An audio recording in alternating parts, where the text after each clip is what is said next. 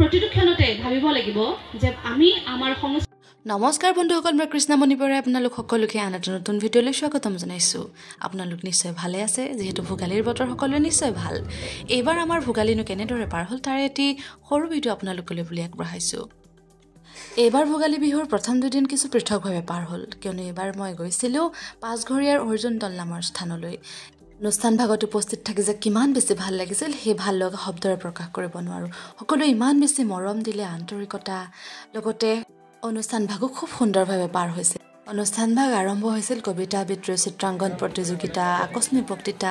এটা কথা খুব ভাল লাগিল যে আকস্মিক বক্তৃতা অনুষ্ঠান পাতি সকলো লোকৰ বাবে, বয়সস্থই হওক বা আমাৰ সমবয়সে হওক বা কণ কণ মইনা মাইনী সকলোৰে বাবে মুকলি কৰি দিয়া হৈছিল। আপোনালোকে চাবচোন।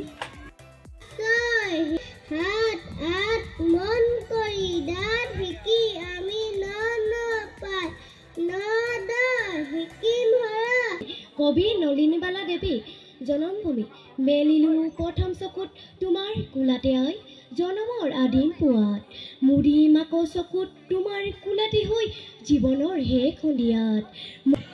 জাপি নহ'লে এই পথাৰত কাম কৰা কৃষকসকলৰ বৰ এয়া হ'ল এতিয়া বেছি দিন হোৱাই নাই।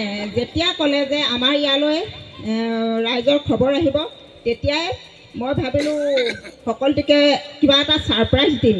মনে মনে মই ঘৰৰ কামো কৰোঁ আৰু ইয়াতো কিবা কিবি ভোগালী মেলাৰ বাবে 1 2 3 আৰম্ভ কৰক।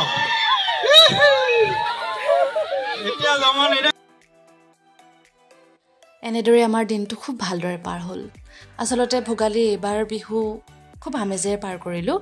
আপোনালোকে ভিডিঅ'টো চাব, শ্বেয়াৰ কৰিব, কমেণ্ট কৰিব, লগতে দুটামান ময়ো কথা কৈছোঁ, ক্ৰুটি ৰৈ গ'লে জনাবলৈ কিন্তু একেবাৰেই নাপাহৰিব। ইয়াৰ ক্ষেত্ৰত আমাৰ পৰম্পৰাখিনি আগবঢ়াই নিয়াৰ ক্ষেত্ৰত আপোনালোকৰ যি কৰ্তব্যবোধ, এই কৰ্তব্যবোধৰ ওচৰত কিন্তু মই সঁচাকৈ কৃতজ্ঞ তথা শলাগ লৈছোঁ। আপোনালোকৰ এই যি যাত্ৰা, এই যাত্ৰা এনেদৰেই অব্যাহত থাকক।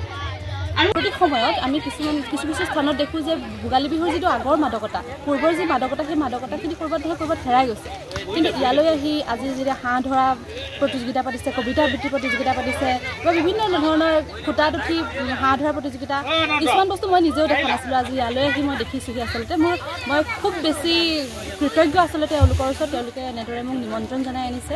মই তেওঁলোকৰ ওচৰত সদায় এনেদৰে কৃতজ্ঞ হৈ ৰ'ম। তেওঁলোকৰ এই যি যাত্ৰা, এই যাত্ৰা সদায় এনেদৰে চলি থাকক, মই তাৰে কামনা কৰিছোঁ।